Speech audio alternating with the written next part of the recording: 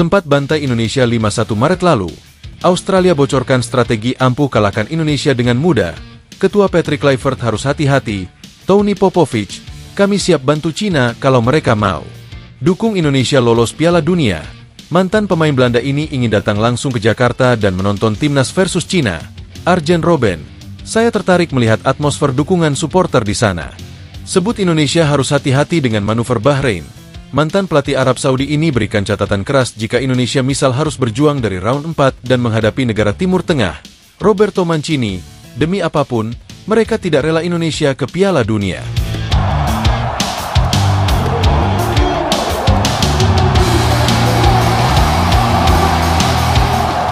Bulan Maret lalu, Indonesia sempat dibuat nangis satu negara akibat kekalahan telak lawan Australia di Sydney. Saat itu, di laga perdana Patrick Kluivert sebagai pelatih timnas Indonesia, Indonesia harus mengalami kekalahan memalukan 5-1. Tidak ada yang menyangka kalau Indonesia akan dibantai segila itu oleh Aussie. Bahkan sebelumnya banyak orang yang memprediksi kalau Indonesia minimal akan mencuri 1 poin di sana dan bisa mengambil poin maksimal.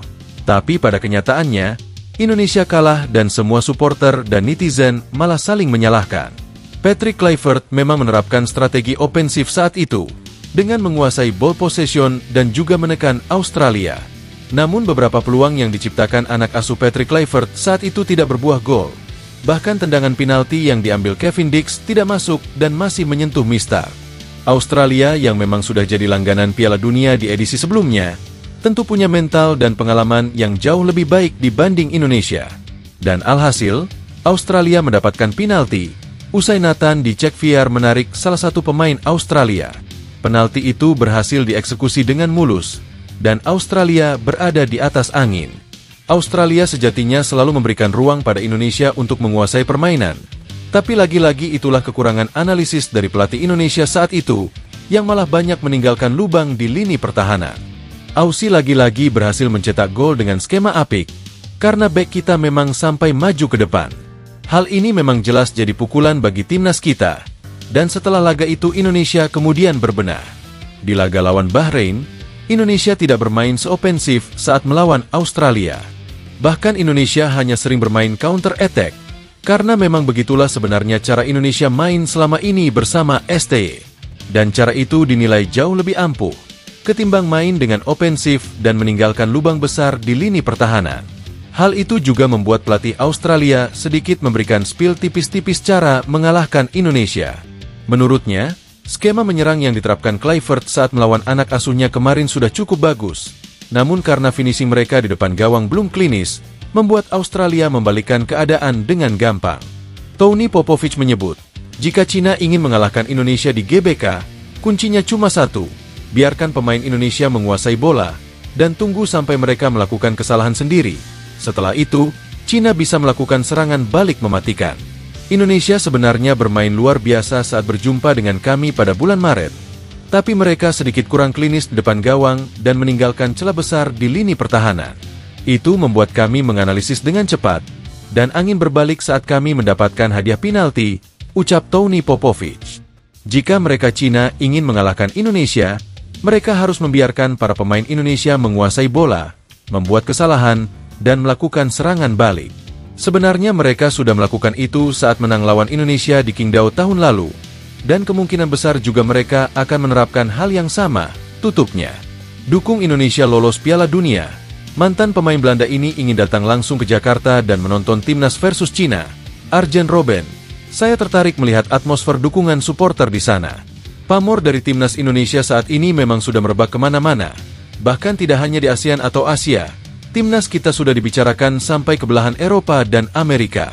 Ini tidak lepas dari bagaimana progres luar biasa yang dijalani timnas, baik saat bersama STY dari 2019 sampai 2025 awal kemarin, maupun bersama Ketua Patrick akhir-akhir ini. Memang tidak bisa dipungkiri, kalau anti klimaks dari timnas kita adalah saat bersama STY, dan setelah bersama Ketua Patrick, rasanya ada penurunan animo supporter dan dukungan. Itu rasanya sudah tidak perlu disembunyikanlah, karena faktanya juga memang terlihat seperti itu. Setelah STY out dari timnas, pergerakan di media sosial tidak semasif dulu, bahkan beberapa akun bola yang dulunya rame malah jadi sepi. Beberapa alasan tentang menurunnya dukungan itu adalah, Soal cara PSSI memutuskan kerja dengan STY dan soal kesetiaan STY yang dirasa bukan hanya soal uang saja, tapi sudah sangat tulus melatih timnas.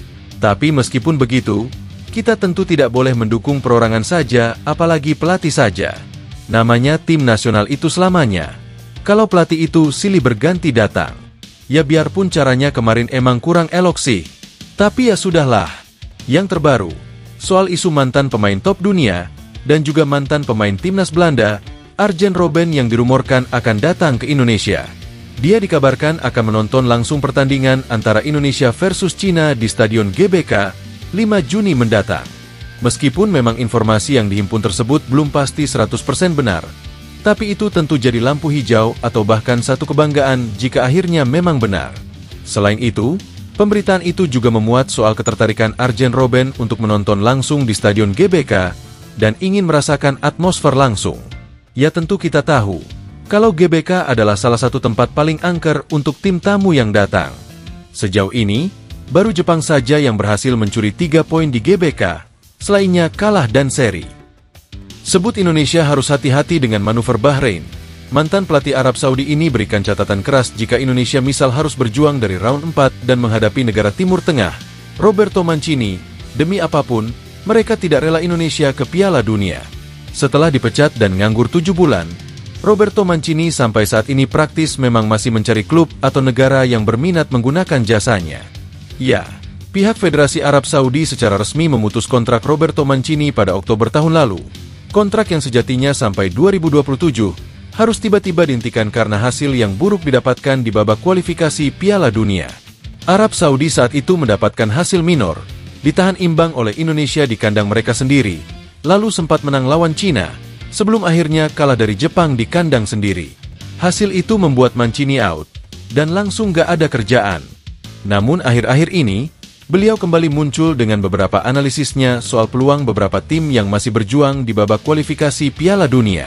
Salah satu sorotannya adalah soal Indonesia, yang menurutnya harus hati-hati dengan manuver Bahrain. Bahrain sempat mencurangi Indonesia bulan Oktober lalu, tapi Indonesia berhasil bungkam bulan Maret lalu.